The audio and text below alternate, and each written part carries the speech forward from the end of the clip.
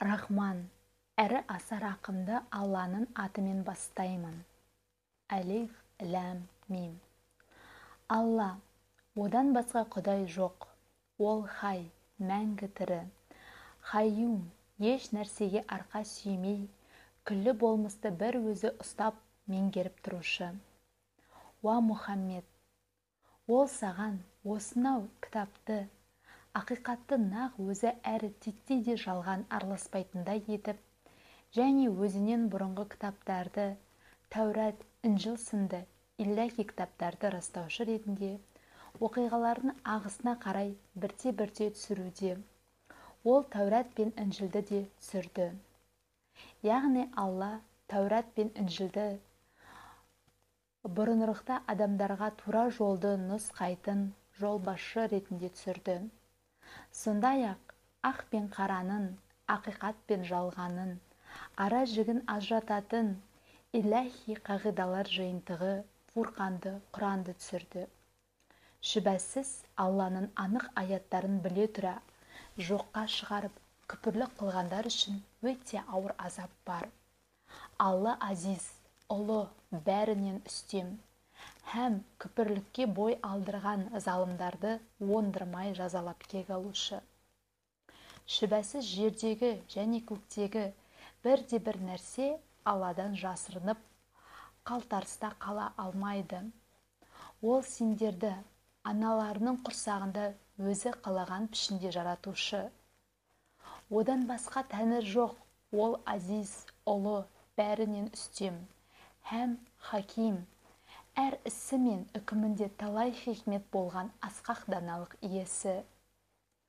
Ол саған осынау кітапты түсірді. Ондағы аяттардың бір бөлігі мағынасы анық әрі нақты болған мұхкам аяттар, міне солар кітаптың негізін құрайды. Ал енді бір бөлігі болса, бір аяттың өзі бірнеше мән мағынаға саятын, мағынасы астарлы, муташабих аяттар. Жүрегінде тура жолдан ауытқу болғандар қайткенде бүлік шығарып, ел жұртты тура жолдан тайдыру үшін, әрі ол аяттарды өз мүдделері мен қалауларына қарай тәпсірлеу үшін мұқкам аяттарды былай қалдырып, астарлы мағыналы муташабих аяттарды қазбалайды. Шынтуайтында оның, яғни муташабих аяттардың шын тәпсірін, ақиқатты мен мән мағынасын бір Алладан басқа ешкім білмейді. Және ілімде тереңдегендер біз оған, яғни Құранға толық иман келтірдік. Ондағы мұқкам, муташабих аяттардың барлығы да Раббымыздың дәргейінен келді деп айтады. Ендеше нағыз ақыл иелері ғана терең әрі жан жақты ойланып, ғибрат әрі сабақ алады. Һәм сол ақыл иелері Аллаға былай жалбарынады: уа Раббымыз, бізді тура жолға салғаннан кейін жүрегімізді ауытқыта көрме. Уа Раббымыз, өзіңнің мейірімін болмаса, тура жолда қалуымыз мүмкін емес. Олай болса, бізге өз тарапынан мейірім төккейсің. Шүбәсіз сен уахабсың, құлдарыңды мол сый-сияпатқа бөлеушісің. Уа Раббымыз, шүбәсіз сен күллі адамзатты еш күмәнсіз орнайтын қиямет күні ғарасат майданына жинайсың. Шүбәсіз Алла уәдесінен таймайды. Күпірлік қылғандардың мал дүниелері де, бала шағалары да Алланың алдында оларға титтей деп пайда бермейді. Міне солар тозақтың отыны болады. Дәл Перғауын әулеті мен олардан бұрынғылардың жағдайларындай, олар біздің аяттарымызды өтірік деп сенбеді. Алла оларды күнәлары үшін жазаға тартты. Алланың жазасы тым ауыр. Күпірлік қылғандарға сендер жер болып женесіңдер және жаппай тозаққа айдаласыңдар. Ол қандай жаман жатақ орын еді деп айт. Шүбәсіз, Бәдірде шайқасу үшін бетпе-бет келген екі топта сендер үшін үлкен ғибрат бар. Бірі Алла жолында соқса, екіншісі кәпірлер еді. Соқыс барысында Мүміндер олардың көзіне өздерінен 2 есе көп болып көрінді. Алла қалағанын жәрдеммен қолдайды. Шүбәсіз мұның өзінде көретін көзі барлар үшін ғибрат бар. Әйелдер, еркек, кіндік балалар, қап-қап алтын мен күміс, асыл тұқымды, сәйгүліктер, 4 түлік мал және егінжай сынды нәпсінің құмарын арттыратын дүниелер адамдардың көз жауын алатындай тым тартымды етілді. Әсілі бұлар дүние тіршілігінің өткінші қызығы мен бойым боқшасы ғана. Шүбәсіз адам жаны жай табатын ең тамаша мекен Алланың құзырында. Оларға сендерді жан тәндерімен жақсы көрген сол нәрселерден әлде қайда хайырлы болғаннан хабардар етейін бе? Аллаға қарсы келіп асы болудан барынша сақтанған тақуа жандар үшін Раббылардың дәргейінде жайқалған жасыл баулардың арасымен һәм салтанатты сарайлардың түбінен өзендер ағатын жәннат бақшалары бар, һәм олар мәңгі бақи сонда болады. Сондай-ақ онда олар үшін пәк жұбайлар және бәрінен де хайырлы болған Алланың разылығы бар. Алла құлдарын әрдайым көріп тұрады деп айт. Тақуа жандар, уар Раббымыз, біз иман келтірдік. Күнәларымызды кешіре көр, һәм бізді тозақ азабынан сақтағайсың деп жалбарынады. Олар сондай сабырлы, иманда шынайы, Аллаға қалтқысыз мойынсынатын мал дүниелерін игі жолда жұмсайтын, һәм түннің біраз бөлігін құлшылықпен өткізгеннен кейін сәресі уақытында Алладан кешірім тілейтін ізгі жандар. Алладан басқа тәңір жоқ, бұған ең алдымен Алланың өзі куә. Сондай-ақ барлық періштелер мен шынайы ғалымдар да турашылдық пен әділдікті ұстана отырып, осынау ақиқатқа куәлік етті. Әзиз, ұлы, бәрінен үстем, һәм хаким, әр ісі мен әрбір үкімінде талай хикмет болған асқақ даналық иесі. Алладан басқа тәңір жоқ. Алланың құзырында қабыл болатын хақ дін ислам. Кітап иелерінің арасындағы алауыздық оларға ақиқатты білдіретін ілім келгеннен кейін араларындағы бақталастықтың нәтижесі болған, өшпенділіктің кесірінен туындаған еді. Кімде-кім Алланың аяттарын жоққа шығарып күпірлік қылса біліп қойсын, шүбәсіз Алла жауапқа өте жылдам тартады.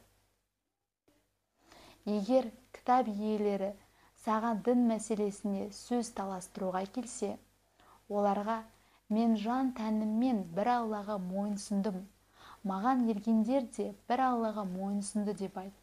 Сондай-ақ кітап иелеріне және илахи кітаптан ақиқаттан бейхабар және хақ ілімнен мақұрым болып теріс жолдарда жүргендерге сендер де дәл солай Аллаға мойынсұныңдар ма? Кешірім сұраймын, мойынсұндыңдар ма деп айт. Егер олар Аллаға мойынсұнбаса, шүбәсіз тура жолға түскені. Мойынсұнса, ал егер мойынсұнудан бас тартып сырт айналса, онда сенің жазығын жоқ. Сенің міндетін ақиқатты айтып жеткізу ғана. Алла құлдарын әрдайым көріп бақылап тұрады. Алланың аяттарын біле тұра, жасырып күпірлік қылумен және пайғамбарларды һәм адамдар арасындағы әділ болуды бұйыратын жандарды нақақтан нақақ өлтіретіндерді алдарында күтіп тұрған жан төзгісіз азаппен сүйіншіле. Міне солар дүниеде де, ақыретте де істеген барлық істері зая кеткендер. Олардың өздерін азаптан құтқаратын бірде-бір медеткері жоқ. Өздеріне илахи кітаптан жеткілікті үлес дегендерді, яғни илахи кітапты оқып, шынайы іліммен сусындап, біраз нәрседен хабардар болғандарды көрдің бе? Олар араларында туындаған мәселелерге Алланың кітабымен билік айтып, кесімді үкім шығару үшін шақырғандарына һәм қолдарындағы Алланың кітабына қарап үкім айтылғанына қарамастан, бір тобы үкімге бойұсынудан бас тартты. жатқан күйде сырт айналып кете барады. Мұның себебі олардың өздерінше тозақ оты бізге бұзауға табынумен өткізген санаулы күнді қоспағанда әсте тимейді деп айтатындықтары, олар мұндай ойдан шығарған жалған сөздері мен сенімдері өздері ұстанған дін мәселесінде оларды осылайша алдауда. Шүбәсіз, орнайтын қиямет күнінде оларды ғарасат майданына жинағанымызда және ешкімге титтей де қиянат жасалмастан әрбір жан дүниедегі істеріне қарай қарымын толық алатын шақта олардың жағдайы не болмақ? Уа Мұхаммед, былай деп айт: уа, бар билік бір өзіңе ғана тиесілі болған Алла Тағалам, сен билікті қалағаныңа бересің, һәм қалағанынан билікті тартып аласың. Сондай-ақ қалағанды үстем етесің және қалағанды қор қыласың.